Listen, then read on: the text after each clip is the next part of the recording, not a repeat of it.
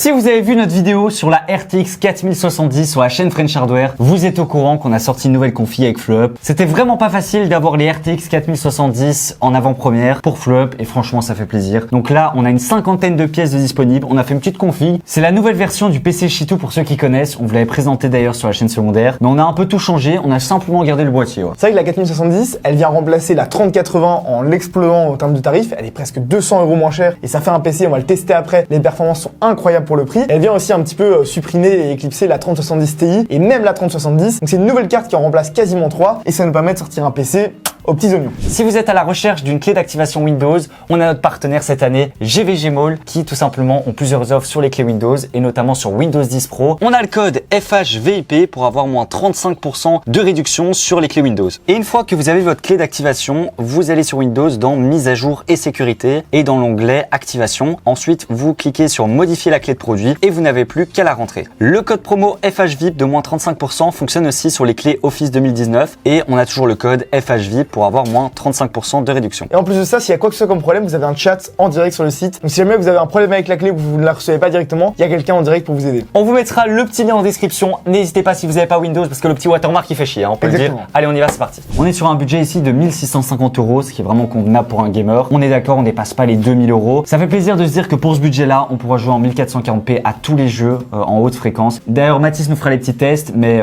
en testant rien que la carte, on a déjà été surpris. Ouais, franchement, on a été bluffé. Donc n'hésitez pas à aller voir la vidéo qu'on a sortie hier sur justement cette RTX 4070. On a vraiment présenté cette nouvelle carte en détail. Aujourd'hui, on va se concentrer sur le PC et sur la configuration parce qu'on a vraiment essayé de faire une configuration qui soit bien optimisée. On a sorti le banger il y a quelques jours en RTX 3080. C'était vraiment un PC pas cher, on avait tout misé sur la carte graphique. Ici, on a fait vraiment une config beaucoup plus équilibrée avec un processeur qui a des perfs incroyables. D'après moi, même le processeur avec le meilleur rapport qualité-prix. Il s'agit ici du Intel Core i5 13600KF. Donc c'est un processeur, on l'appelle le CPU killer. Alors c'est un processeur qui coûte super cher, il faut le savoir aussi. On a plus de 380, même 400 € sur certains sites. Ça, les gens savent pas, mais la différence entre le 400F et le 600, c'est énorme. Le 13400 a seulement 10 cœurs, alors qu'ici on a 14 cœurs et ça explique vraiment cette différence. C'est même pas deux i5. Pour moi, il y en a un qui est quasiment un i3 et l'autre un i5. Donc ici, on est vraiment sur un processeur qui en termes de performance gaming est incroyable et surtout beaucoup plus polyvalent. On va pouvoir faire du streaming, on va pouvoir faire des rendus. Vraiment, ça fait la différence. Et si un jour vous voulez passer en DDR5, on peut très clairement passer sur une nouvelle carte mère en gardant le processeur. D'ailleurs, en parlant de la carte mère, on est sur une B662 chez Gigabyte. Vous le savez, nous c'est une carte mère qu'on adore. Ouais. On veut absolument mettre du ATX à ce budget-là, c'est super important. On a pas mal de slots pour les SSD si on veut en rajouter, pas mal d'options pour le RGB, pour les systèmes fans et tout. Mais on pourra bien entendu, et ça on le précise, pas overclocker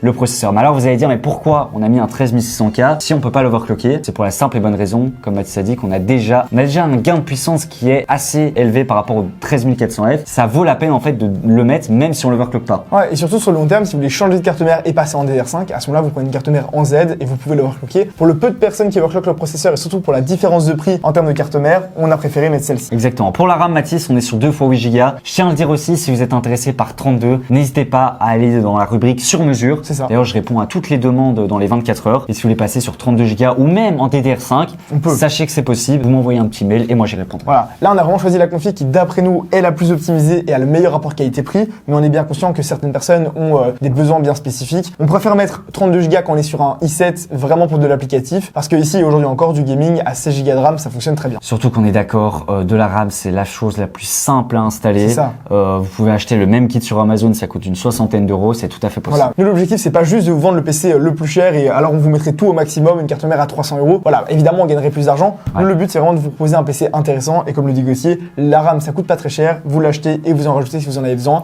Mais on voulait pas vous l'imposer. Alors pour le SSD, par contre, on est parti, j'aurais dire heureusement, on est parti sur 1 Tera. On aurait pu mettre 500 à ce prix-là, mais je trouve que voilà, le prix des SSD se casse tellement la gueule que ça vaut la peine de mettre 1 Tera. Donc en PNOI, Supermark, ça fonctionne super bien. Et en NVMe. Alors, on a presque fait le tour du propriétaire, le water cooling. Cette fois-ci, on s'est dit, allez, on se fait plaisir et on met du MSI, que toujours mettre. Cette fois-ci, on se dit, allez, on se fait plaisir, on met du MSI et on est sur le Core Liquid Mathis V2. Ouais. On est bien sur la V2, donc avec la pompe au-dessus, aucun souci. Et surtout en termes de performance. Ouais. On en a vendu, je pense, presque 1000, tellement on le met dans plein de PC. Et franchement, sur le V2, on n'a eu aucun problème de pompe. C'était un problème sur la version 1, mais on l'a déjà dit, la version 2 n'a pas ce problème-là. Donc franchement, il est joli, très efficace et vraiment pas trop cher. Donc c'est pour ça qu'on a choisi de le mettre ici. Alors Mathis, il nous reste quoi? Le châssis, nous c'est un boîtier qu'on met partout. On l'adore, on l'adore, on Bien, l'adore. on l'allume d'ailleurs, non? C'est quoi, on l'allume ce PC parce que ce boîtier, vous pouvez aussi l'acheter sur Amazon, il est exceptionnel. Ouais, il est vraiment super joli. En fait, c'est un Corsair 4000D, mais avec 4 ventilateurs RGB dès le départ et il donne vraiment super bien. Alors bien entendu, on a un petit bouton. Il est où, Là, on le l'a petit mis en bouton tout rouge.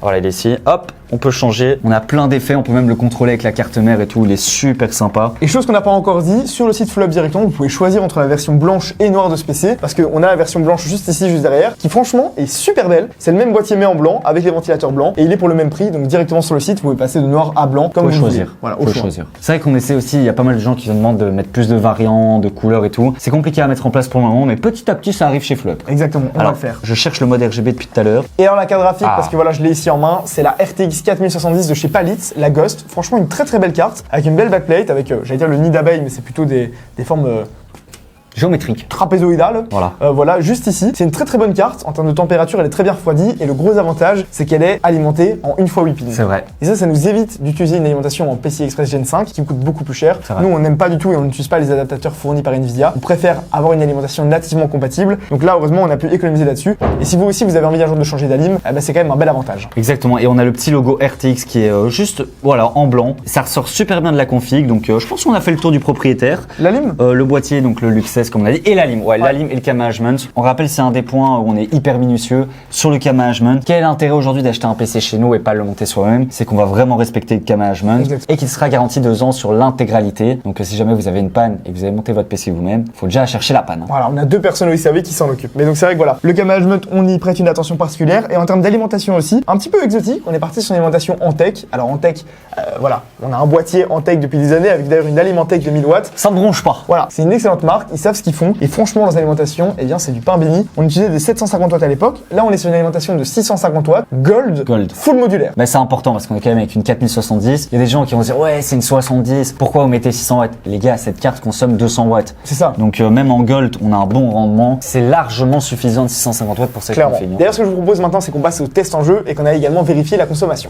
C'est parti. On commence avec les premiers jeux et comme on vous l'avait dit, le driver de la 4070 n'est pas encore tout à fait à jour et pourtant on a trouvé que les performances étaient incroyables, enfin incroyables. Comparé à la config en 7950X, eh bien elles sont très très bonnes. On avait 450 FPS dans l'autre configuration et là on a 445 FPS, donc que 5 FPS de différence alors qu'on est sur un processeur 2 fois moins cher. Donc sincèrement ça démarre pas mal, hâte de voir la suite sur les autres jeux. On commence avec du 3D Mark et là c'est vraiment intéressant. On voulait retester cette 4070 mais avec un processeur on va dire moins cher. Dans la vidéo de présentation de la carte graphique Founders Edition qu'on a fait sur la chaîne French Hardware, eh bien on avait utilisé un 7950X, un processeur qui coûte super cher, mais c'était vraiment comme dans une table de bench pour avoir le meilleur CPU et que la carte graphique ne soit pas bridée. Et donc c'est intéressant de refaire des tests pour voir si on a une différence avec un processeur quand même largement moins cher ici. Alors, on voit que le processeur, franchement, c'est une petite pépite. i5 13600KF, on a 14447 de score, donc c'est vraiment très très bon. Un score cumulé à 16 000. Je sais pas si je dois le rappeler parce que je le dis souvent, mais le PC, notre PC à nous, qu'on avait payé 6 000 € il y a 4 ans, ne faisait que 12 000 de score. Donc malgré l'inflation et le fait que voilà, les composants hardware coûtent quand même plus cher qu'avant, on gagne quand même en rapport qualité-prix et ça fait plaisir. Et pour finir avec le score graphique, alors sur la Founders Edition, on avait 17 400, on était monté même un peu plus haut. Là, on est à 17 157, mais ce qui est bizarre, c'est qu'on a lancé 2 fois le test et on était monté avec cette graphique Palitz au-dessus de la Founders Edition. Donc sur 17 000 de score, on n'est pas à 100 ou 200 points de différence. Donc sincèrement, elle perd vraiment bien. J'ai hâte de voir ce que ça va donner en jeu. On commence avec un jeu qui consomme vraiment beaucoup et là, j'ai été franchement bluffé. Je vous rappelle que la configuration ne coûte que 1650 €. On est en 1440p en ultra élevé, pas en élevé, hein, en ultra élevé et on a 89 FPS de moyenne, alors que Assassin's Creed Odyssey, c'est un jeu qui consomme vraiment beaucoup. Donc je suis bluffé. Si jamais on met en moyen, on pourra atteindre plus de 100 ou 120 FPS, ce qui fait qu'on a un jeu ultra fluide. Et si vous voulez vraiment profiter d'un maximum de qualité, je vous rappelle que cette carte graphique, elle est vraiment parfaite pour de la 1440p. En 4K, elle est un petit peu moins bonne, mais on restera au-dessus de 60 FPS. Et ça, franchement, ça fait plaisir. Sur le benchmark de Cyberpunk, qui d'ailleurs a eu une petite mise à jour, ça fait plaisir. Et bien là aussi, franchement, j'ai été assez surpris. On a le ray tracing en ultra. Autant vous dire que ça consomme vraiment au max. Comme j'ai dit avec cette carte graphique, c'est vraiment une carte pour jouer en 1440p, avec la qualité des textures en élevé et le DLSS en automatique. Et on est à 60 FPS. Donc sincèrement, pour un jeu aussi gourmand et avec le ray tracing en ultra, c'est quand même plutôt satisfaisant. On voit que sur les benchmarks qu'on a fait aujourd'hui, on a assez peu de différence avec ceux qu'on a fait hier sur la vidéo de présentation de la Founders Edition. Donc si vous voulez avoir de plus amples tests, n'hésitez pas à retourner voir cette vidéo là. Nous on va juste finir ici avec Tomb Raider et là aussi donc on a les graphismes en très haut, en 1440p et on a 171 FPS. Je pense que là on a plus grand chose à dire, la carte perf super bien et en termes de rapport qualité-prix, on est au top. Parlons maintenant un petit peu des températures. Vous le savez, 200 watts de TDP pour la carte graphique, c'est vraiment très peu. D'ailleurs on le voit très bien ici sur OCCT, on est à 196 13 watts de consommation alors qu'on est en power, donc avec tout qui tourne à fond. C'est d'ailleurs grâce à ça que le radiateur est beaucoup plus petit. Je trouve d'ailleurs la carte beaucoup plus mignonne que les autres RTX 4000. Elles sont toutes gigantesques et tout. Y a rien à dire, c'est très joli. T'as l'impression d'en avoir beaucoup pour ton argent vu que t'as une carte de plusieurs kilos en main. Par contre, le slot PCI Express de la carte mère, il en prend vraiment un coup. Là, elles sont bien plus légères et fines. Et d'ailleurs, en termes de température, c'est super correct. Le processeur en power, il est à 72 degrés. Autant dire que c'est vraiment maîtrisé. Et la carte graphique, elle est à 71 degrés. Là aussi, niveau température, on doit vraiment pas s'inquiéter. Maintenant qu'on a fini avec les tests, comme d'habitude, on va un petit peu comparer le PC avec son retour sur le marché. Donc, si on devait le monter nous-mêmes en achetant tous les composants sur Amazon par exemple, et puis également chez la concurrence, étant donné que tout le monde a sorti ses PC en 4070 aujourd'hui. Exactement, vous avez bien compris, le but c'est de pas faire comme LDLC, sortir des PC beaucoup trop chers. Le but, et c'est pour ça qu'on a créé Flow Up d'ailleurs, c'est de faire des PC abordables, clés en main et surtout livrés en 7 jours ouvrés maximum. Donc à partir du moment où vous commandez, vous attendez 1, 2, 3, 4 jusqu'à 7 et c'est chez vous. On commence avec nos amis bordelais, Cybertech, qu'on aime beaucoup d'ailleurs, petit bisou à eux. On commence à 1800 € avec une config en Ventirad avec le 13600K. On a 16 Go de RAM en DDR4, la même config, voilà. Sauf qu'on a un Ventirad, un boîtier pas ouf et surtout à 1800 €. Voilà.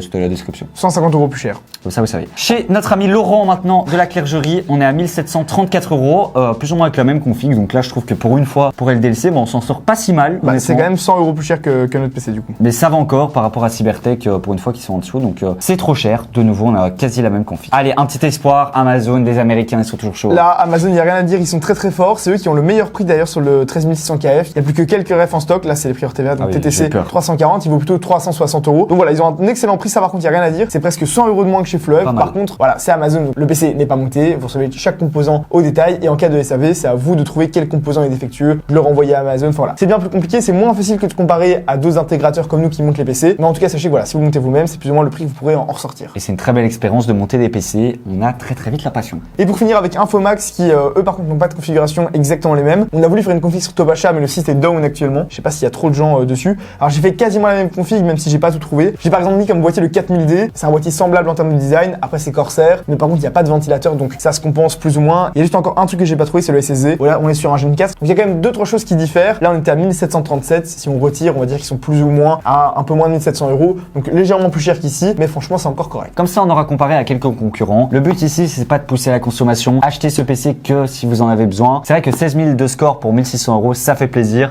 Comme disait Mathis, on a payé notre PC à l'époque 6 000 €. Bon, il est très beau et tout, mais on a 12 000 de score. Ouais, c'est ça. On est peu fiers. Franchement, il n'y a rien à dire sur cette carte graphique, elle va permettre de faire des chouettes configs pour vraiment pas trop cher. Faites par contre attention, et ça c'est un petit disclaimer, n'achetez pas par pitié des PC avec la RTX 4070 avec des Ryzen 5 ou avec des i5 de 10e génération. J'ai vu 2-3 configs comme ça sur D-Labs et ça franchement c'est de la grosse arnaque. Par exemple le Ryzen 5 5500, nous on le propose dans une config à 800 € et avec une carte graphique comme celle-ci, il a bottleneck donc il bloque les performances de 40%. Donc voilà, ça sert à rien d'acheter une config au moins cher juste pour économiser de l'argent. Il faut quand même avoir des configs plus ou moins optimisées et je trouve qu'ici le choix des composants est plutôt correct. Bon évidemment c'est nous qui l'avons fait donc je vais pas vous dire que c'est de la merde, mais je veux dire par là qu'on a choisi des compos qui d'après moi vont bien ensemble. Ouais, et faites attention en règle générale au Ryzen 5 4500, 5500 et même 5600 parce que comme Mathis dit, ça reste des anciens processeurs et il faut surtout pas les accoupler avec des grosses cartes comme ça. Nous on les met avec des 3050, des 3060, pas avec des cartes comme ici qui à l'époque étaient une 3080. Ouais, voilà, donc faites attention vraiment à ça. Et franchement, prenez un water cooling. Aujourd'hui, un water cooling, on a quoi, 30 € de différence par rapport à un Ventirad. Prenez un water cooling, ça fait la différence. Donc voilà. Et pour terminer, j'ai envie de dire que noir ou blanc, il y en a pour tous les goûts. Et pour finir, j'ai juste envie de dire que si vous préférez le noir ou le blanc, eh bien tout est disponible sur le site. On vous laisse le lien dans la description et on espère que ça vous aura plu. N'oubliez pas de liker et de vous abonner à cette chaîne YouTube si c'est le cas. Et nous on se dit à la prochaine. Ciao!